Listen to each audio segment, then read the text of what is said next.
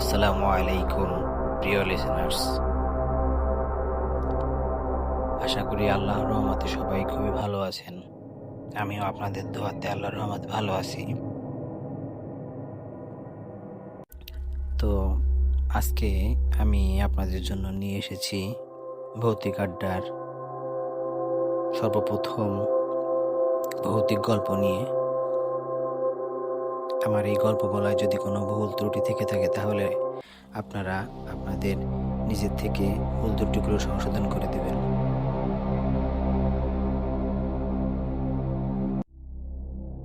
তো বেশি কথা না বলে আমরা সরাসরি গল্পে চলে যাই। আমি গল্পটা আমাকে দিয়েছে বরিশালের একটি ভাইয়া, যার নাম সজীব। এই ঘটনাটা ঘটেছে তার চাচার সাথে। সজীব আমাকে যেভাবে ঘটনাটা বর্ণনা করেছে আমি সেইভাবে ঘটনাটি তুলে ধরছি। সজীবের চাচা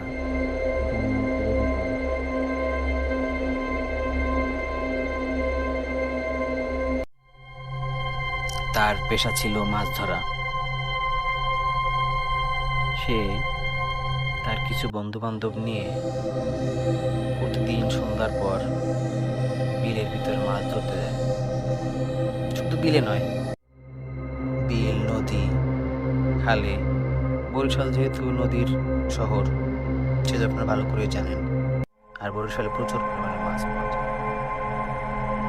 তো তারা সেখান থেকে মাছ ধরে জীবিকা নির্বাহ করে।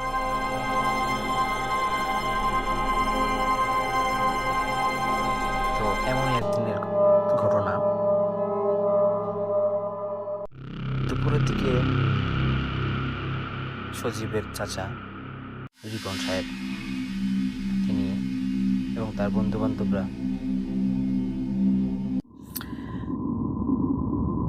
মাছ ধরার জন্য সন্ধ্যায় যাবে তার একটা প্ল্যানিং করতেছিল। কিন্তু তাদের ভিতরে তারা সবসময় 4 জন একসাথে মাছ ধরতে যায়। রিপন, সুলাইমান, মাহমুদ এবং আব্বাস, এরা 4 জন সবসময় একসাথে মাছ ধরতে যায়।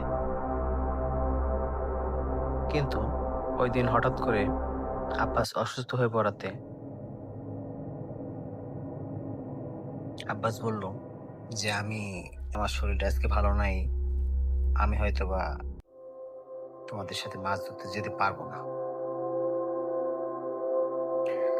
ভালো কথা, ঠিক আছে। তারা তারা সেইভাবেই কথা বলে রাখলো যে সন্ধ্যার দিকে বাকি যে 3 জন আছে তারা মাছ ধরার উদ্দেশ্যে তাদের এলাকা থেকে প্রায় 2 কিলো হবে, 2 কিলো দূরে একটি বড় বিল রয়েছে, সেখানে মাছ ধরার জন্য যাবে তারা আর কি। তো এই কথা বলে তারা সবাই যার যার বাসায় চলে গেল। সন্ধ্যার কিছুক্ষণ আগে যে মাহমুদ, মানে এই রিপনের যে বন্ধু মাহমুদ, বলছিল যে অসুস্থ, সে মাছ ধরতে যাবে না। তো সে হঠাৎ করে সন্ধ্যা সন্ধ্যা হওয়ার পরই চলে আসছে।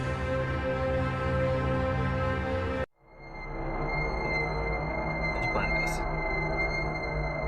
রিপনের বাসায় এসে, রিপন ঘরে রয়েছে, রিপনের বাসায় এসে রিপনকে ডাকাডাকি করছে। ডাক দেওয়ার পরে রিপন কি করলো, বাইরে গেল। বাইরে যাওয়ার পরে মাহমুদ একটি গাছের নিচে দাঁড়ানো। তো রিপন হচ্ছে, কিরে মাহমুদ, বাসার ভিতরে আয়। মাহমুদ বলল, না বাসায় যাবো না, তুমি আসো, ওরা তো আজকে মাছ ধরতে যাবে না, তুমি আর আমি চলো মাছ ধরতে যাই। এখন রিপন বলতেছে, ওরা আসবে না তো তোমার না শরীর অসুস্থ, তুমি কিভাবে মাছ ধরতে আসলে? বলছে, না আমার শরীর এখন ঠিক হয়ে গেছে, এখন আমি যেতে পারবো। ওরা আমাকে বলছে যে ওরা যাবে না। এখন রিপন চিন্তা চিন্তায় পড়ে যায়, অসুস্থ মানুষ চলে আসলো বুঝতে। যাই হোক, ওরা যেহেতু যাবে না তাহলে শুধু শুধু ঘুরতে গেলে লাভ কি। সেই চিন্তা করে রিপন কি করলো, মাছ ধরার জাল নিয়ে দুজনে হাঁটতে শুরু করলো। তো তারা হাঁটতে হাঁটতে হাঁটতে হাঁটতে বিলের রাস্তায় যখন আসলো,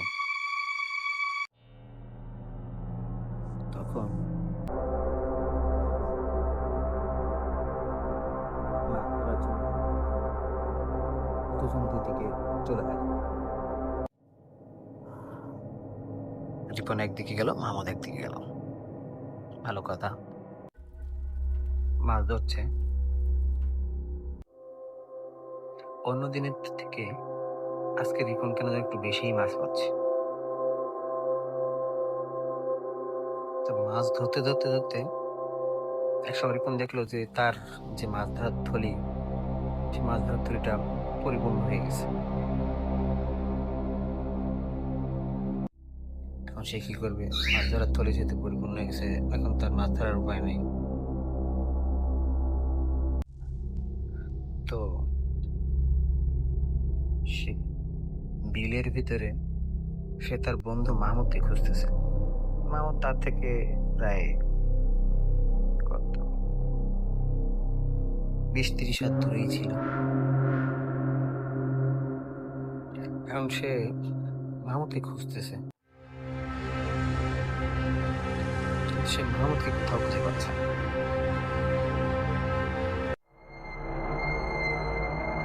সে বিলের ভিতরে যখন আসছে তখন সে আর তার বন্ধু ছাড়া আর কেউ বিলের ভিতরে ছিল না। এখন সে তার বন্ধুকে খুঁজে পাচ্ছে না, আর তার হাতে যে টর্চ লাইটটা ছিল, মাছ ধরতে ধরতে টর্চ লাইটের আলোটাও কমে আসছে, যার কারণে সে যে লাইট মেরে টর্চ লাইট মেরে বন্ধু খুঁজবে সেটা খোঁজার সুযোগ পাচ্ছে। এখন আস্তে আস্তে তার মনের ভিতরে একটু ভয় জাগলো। ব্যাপারটা কি, মাহমুদ আমার সাথে আসলো, আমার থেকে বিশাল দূরে ছিল, হঠাৎ করে কোথায় চলে গেল। সে একটু জোরে জোরে মাহমুদকে ডাকা শুরু করলো, কিন্তু এত ডাকাডাকি করেও মাহমুদকে সে খুঁজে পাচ্ছে না। সে মনে মনে ভাবলো অসুস্থ ছিল, ও কি কোথাও পড়ে গেল পানির ভিতরে। সেই চিন্তা করে সে খোঁজাখুঁজি শুরু করলো। খোঁজাখুঁজি করতে করতে করতে কোথাও তাকে খুঁজে পাচ্ছে না।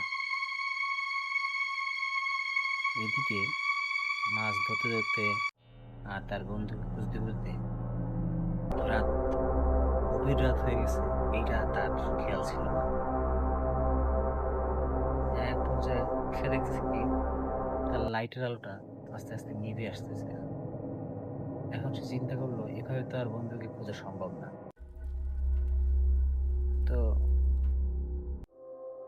অনেক চিন্তা ভাবনা করার পরে সে চিন্তা করলো যে না, এভাবে খোঁজা সম্ভব না, বাড়ির দিকে হাঁটতে হবে। যেই অভাব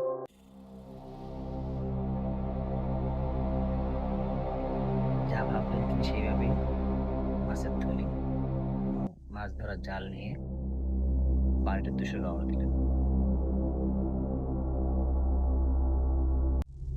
এখন রওনা দিয়ে তিনি হাঁটতে লাগলেন, আর চিন্তা করতে লাগলেন বন্ধু আসলো আমার সাথে, কোথায় গেল, কি হলো, কোনো বিপদ হলো কিনা। এই চিন্তায় তার যে মাথায় কোনো কাজ করছে না তার। সে কি করলো, সে হাঁটতে হাঁটতে বিলের রাস্তা থেকে যখন আপনার পাকা রাস্তা উঠবে, তখন হঠাৎ করে পিছন থেকে কে যেন তাকে ডাক বললো,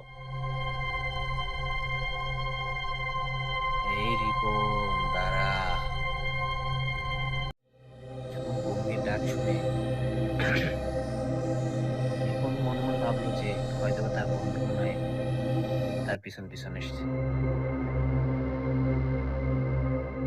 তিনি হঠাৎ করে পিছন থেকে ফিরে দাঁড়ালেন, কিন্তু কোথায় কেউ কোথাও নেই। তিনি চিন্তা করলেন হয়তো বা তার মনের ভুল, বন্ধুকে নিয়ে চিন্তা করছে, তাই সে ভাবছে যে তার বন্ধুই ডাকছে। আবার সে বাড়ির দিকে রওনা দিল। 2-3 পা হাঁটার পরে আবার সেই ধারাজ কণ্ঠে ডাক দিল। এবার সে পিছনে দিকে ফিরে তাকালো। আবার ফিরে তাকানোর পরে সে এমন একটা জিনিস দেখলো যেটা দেখার জন্য সে মোটেও প্রস্তুত ছিল না।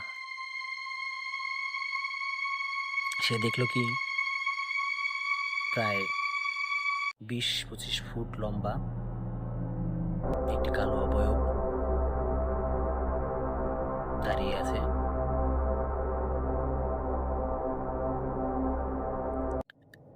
মানে সে অবয়বটির মাথাই খুঁজে পাচ্ছে না, এত উঁচা। এখন এটি দেখার পরে তার তো হৃৎপিণ্ড বন্ধ হয়ে যাওয়ার মতো অবস্থা। সে মতো অবস্থায় ওই অবয়বটি রিপনকে বলে, তোরা প্রতিদিন আসিস, অনেক মাছ ধরে নিয়ে যাস, আমার বিলে আসিস, আমার বিল থেকে মাছ ধরে নিয়ে যাস, তাদেরকে কিছুই করতে পারি না। তোরা একসাথে থাকিস 4 জন, যার কারণে তোদেরকে কিছুই করতে পারিনি, কিন্তু আজকে তোকে বাগে পেয়েছি। আজকে তোর জীবনের শেষ দিন। সব কথা বলে অবয়বটি বিশাল বড় হাত করে যা দেখে রিপন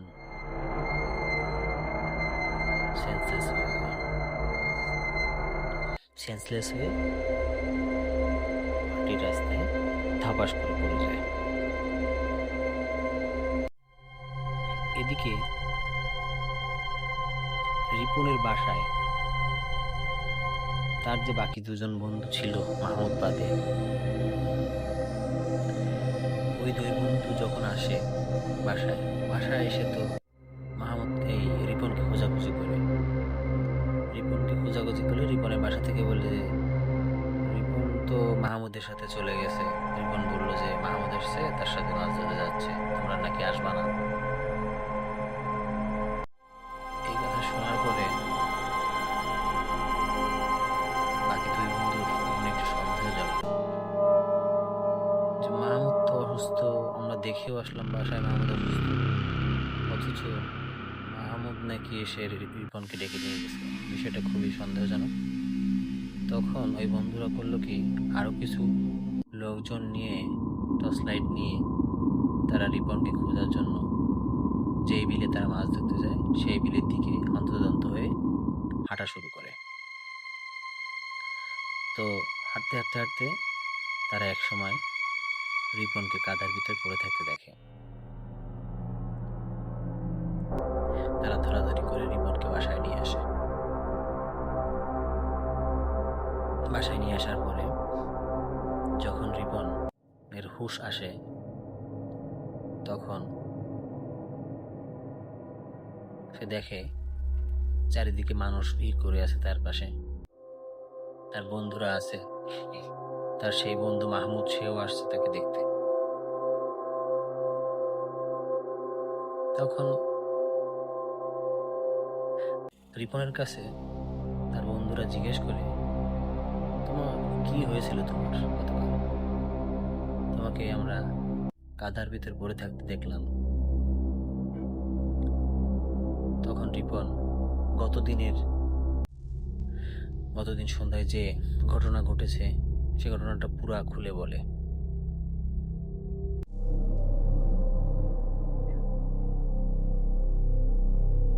সবাই ঘটনাটা শুনে খুবই আতঙ্কিত হয়। ঘটনা ঘটনাটি এখানেই শেষ হলে পারত, কিন্তু এই ঘটনার কারণে যে রিপনের জীবনে এক বিভীষিকাময় অধ্যায় শুরু হবে সেটা কেউই ভাবতে পারেনি।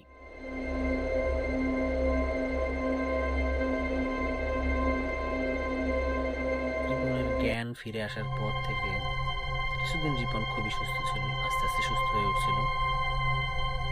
কিন্তু সপ্তাহখানেক যাওয়ার পরে আস্তে আস্তে দেখা গেল যে রিপন শুকিয়ে যাচ্ছে, মাথার চুল পড়ে যাচ্ছে, এমন অবস্থা হয়েছে। আর কিছুদিন পর দেখা গেল যে রিপন হাঁটতে চলতেই পারে না, তার পা প্যারালাইজড হয়ে গেছে, ঠিকমতো খেতে পারে না। এমন একটি চেহারা হয়েছে রিপনের, যা দেখলে মনে হয় যেন দুর্ভিক্ষের সময় যেমন অবস্থা হয় মানুষের, তেমন অবস্থা। এটা দেখে তার আত্মীয় স্বজন, বাসার সবাই খুবই চিন্তায় পড়ে যায়। তারা এক পর্যায়ে অনেক ডাক্তার কবিরাজ দেখা, কিন্তু কিছুতেই কিছু হয় না। ডাক্তার কোনো ঠিকমতো রোগ ধরতে পারে না, কবিরাজও কোনো কিছু খুঁজে পায় না।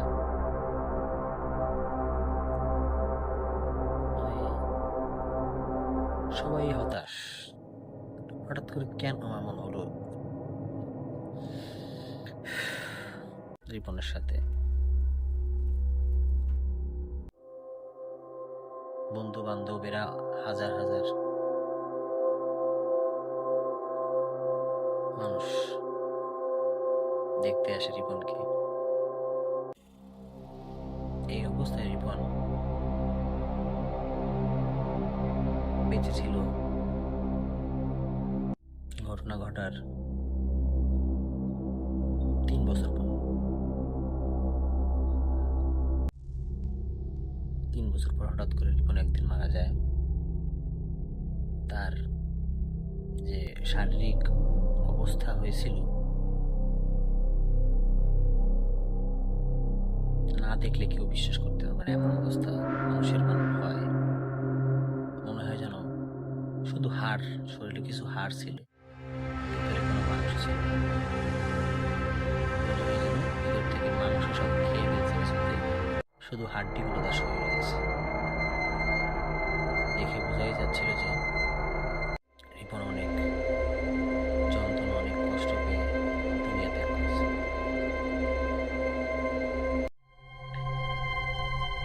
আমাদের কাছে যে গল্পটি পাঠিয়েছেন সজীব তার চাচা রিপনের জন্য সকলের কাছে দোয়া করতে বলেছেন।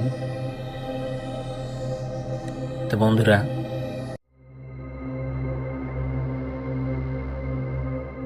আজকে ঘটনাটি এখানেই শেষ করছি। আপনাদের কাছে যদি কোনো ঘটনা থেকে থাকে অবশ্যই কমেন্টসে যোগাযোগ করবেন।